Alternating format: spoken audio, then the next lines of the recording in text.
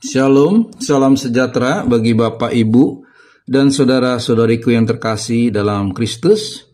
Mari kita mulai dengan pertemuan ketiga dari APP 2025 dengan judul Allah Memberdayakan Orang Muda. Sebagai tujuan dari pertemuan ini adalah supaya umat memahami pemberdayaan yang dilakukan Allah terhadap orang muda. Untuk kisah kehidupan diambil dari cerita Dustin Bernardus, seorang lektor tunanetra yang dipilih untuk membawakan bacaan dari kitab suci di dalam Misa Agung Paus Fransiskus yang datang ke Indonesia di lokasi Gelora Bung Karno. Marilah kita mendengarkan pembacaan dari lektor Dustin Bernardus. Saudara-saudara, janganlah ada orang yang menipu dirinya sendiri.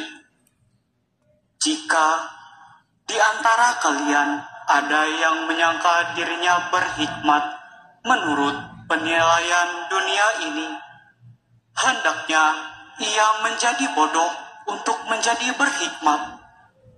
Sebab hikmat dunia ini adalah kebodohan bagi Allah. Sebab ada tertulis, Allah menangkap orang berhikmat dalam kecerdikannya sendiri. Dan di tempat lain, Tuhan tahu rancangan-rancangan orang berhikmat. Sungguh, semuanya sia-sia belaka. Tentu saja ketika Dustin menerima tawaran untuk atau sebagai lektor di GBK, ada rasa takut, khawatir, dan ragu saat bertugas sebagai lektor pada Misa Akbar bersama Bapak Paus di GBK. Tetapi Dustin kemudian menyerahkan diri kepada Tuhan dan menganggap sebagaimana biasanya bertugas di gereja. Setelah pelayanan ini di Misa Agung GBK bersama Paus Fransiskus, Dustin seringkali mendapat pujian mulai dari keluarga, teman, bahkan orang yang tidak dia kenal sama sekali. Apa yang dikatakan oleh Dustin? Jangan banggakan saya ini hanya alat yang dipakai Tuhan. Saya ini tidak bisa apa-apa. Saya ini masih banyak kekurangannya. Saya cuma mau bilang, banggakanlah kepada Tuhan. Untuk pendalaman kitab suci diambil dari Keluaran 3 ayat 7-10, 15-16, dan bab 4 ayat 1-17. Bunyinya, Tuhan berfirman, sungguh aku telah memperhatikan kesengsaraan umatku di tanah Mesir. Aku telah mendengar teriakan mereka yang disebabkan oleh pengawas kerja paksa mereka. Sesungguhnya aku mengetahui penderitaan mereka. Sebab itu aku turun untuk melepaskan mereka dari tangan orang Mesir dan menuntun mereka keluar dari negeri itu ke suatu negeri yang baik dan luas, suatu negeri yang berlimpah-limpah susu dan madunya, ke tempat orang Kanaan, orang Het, orang Amori, orang Feris, orang Hewi, dan orang Yebus. Sekarang teriakan orang Israel sampai kepadaku. Aku melihat juga betapa kerasnya orang Mesir menindas mereka. Jadi sekarang pergilah. Aku mengutus engkau kepada Firaun untuk membawa umatku orang Israel keluar dari Mesir. Selanjutnya berfirmanlah Allah kepada Musa, beginilah kau katakan kepada orang Israel, Tuhan Allah nenek moyangmu, Allah Abraham, Allah Ishak, dan Allah Yakub telah mengutus aku kepadamu. Itulah namaku untuk selama-lamanya, dan dengan itulah aku dipanggil turun-temurun. Pergilah, kumpulkanlah para tua-tua Israel, dan katakan kepada mereka, Tuhan Allah nenek moyangmu, Allah Abraham, Ishak, dan Yakub telah menampakkan diri kepadaku serta berfirman, aku sungguh memperhatikan kamu juga apa yang dilakukan kepadamu di Mesir. Lalu saut Musa, "Bagaimana jika mereka tidak percaya kepadaku dan tidak mendengarkan perkataanku, melainkan berkata, Tuhan tidak menampakkan diri kepadamu?" Tuhan bertanya kepadanya, "Apa yang ada di tongkatmu itu?" Jawab Musa, "Tongkat." Firman Tuhan, "Lemparkanlah tongkat itu ke tanah." Ketika Musa melemparkan ke tanah, tongkat itu menjadi ular, sehingga Musa lari meninggalkannya. Tetapi firman Tuhan kepada Musa, "Ulurkanlah tanganmu dan peganglah ekornya." Lalu Musa mengulurkan tangannya, menangkapnya, dan ular itu menjadi tongkat di tangannya. Lakukanlah itu supaya mereka percaya bahwa Tuhan Allah nenek moyang mereka, Allah Abraham, Allah Ishak, dan Allah Yakub telah menampakkan diri kepadamu. Firman Tuhan kepadanya lagi, "Masukkanlah tanganmu ke dalam bajumu." Lalu Musa memasukkannya ke tangannya ke dalam bajunya. Setelah menarik keluar, tangannya kena penyakit kulit putih seperti salju. Sesudah itu ia berfirman, "Masukkanlah tanganmu kembali ke dalam bajumu." Lalu Musa memasukkan tangannya kembali ke dalam bajunya. Setelah ia menarik keluar, tangan itu pulih seperti bagian badan yang lain. Jika mereka tidak percaya kepadamu dan tidak menangkap pesan dari mukjizat yang pertama, mereka akan percaya kepada pesan mukjizat yang kedua.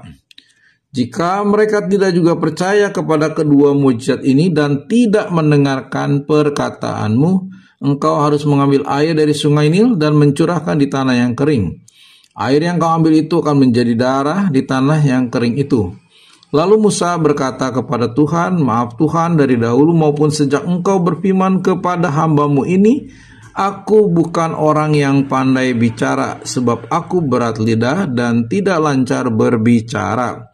Tetapi Tuhan berfirman kepadanya, "Siapakah yang membuat lidah manusia? Siapakah yang membuat orang bisu atau orang tuli? Membuat orang melihat atau buta? Bukankah aku, yakni Tuhan? Oleh sebab itu pergilah, aku akan menolong lidahmu berbicara dan mengajarkan apa yang harus kukatakan." Namun Musa berkata, "Maaf Tuhan, utuslah kiranya siapa saja yang akan kau utus." Lalu murka Tuhan menyala-nyala terhadap Musa dan ia berfirman, "Bukankah ada abangmu orang Lewi itu? Aku tahu bahwa ia pandai bicara, lagi pula ia telah berangkat menjumpai engkau. Dan apabila ia melihat engkau, hatinya akan bersukacita. Engkau harus berbicara kepadanya dan menaruh perkataan itu ke dalam mulutnya. Aku akan menolong lidahmu dan lidahnya berbicara. Aku akan mengajarkan apa yang harus kamu lakukan. Ia harus berbicara bagimu kepada bangsa itu. Dengan demikian ia akan menjadi penyambung lidahmu dan engkau akan menjadi seperti Allah baginya. Bawalah tongkat ini di tanganmu yang akan kau pakai untuk membuat tanda-tanda mukjizat." Kita akan melihat benang merah antara kisah kehidupan dan bacaan kitab suci, di mana di dalam kisah kehidupan, Dustin pada awalnya takut, khawatir, dan ragu saat akan bertugas sebagai lektor pada misa akbar bersama Bapak Paus di GBK. Namun ia menyerahkan dirinya di dalam pimpinan Tuhan. Sedangkan di dalam bacaan kitab suci, Musa juga takut, ragu, dan tidak pandai berbicara, sehingga merasa tidak mampu menjalankan tugas dari Tuhan untuk memimpin umat Israel. Namun Tuhan memampukan Musa dengan melengkapinya dengan mukjizat, Harun abangnya, dan tongkat. Dengan demikian kita dapat melihat bagaimana Allah memberdayakan Dustin dan Musa. Marilah kita lanjutkan dengan diskusi interaktif. Pertanyaan pertama di dalam kisah kehidupan, bagaimana cara Dustin Bernardus mengatasi kekhawatiran saat ia bertugas sebagai lektor di dalam perhelatan Misa Agung bersama Bapak Paus Fransiskus di Stadion Utama Gelora Bung Karno, Jakarta pada tanggal 5 September. Pada awalnya, tentu saja Dustin ketika ditugaskan menjadi lektor, ia merasa khawatir, takut, karena harus berdiri di hadapan begitu banyak orang dan acara yang sangat besar. Tetapi ia menyerahkan semuanya ke dalam pimpinan Tuhan agar Tuhan memimpinnya sehingga ia mampu menjalankan tugasnya sebagai lektor sebagaimana ia menjalankan tugasnya di gereja.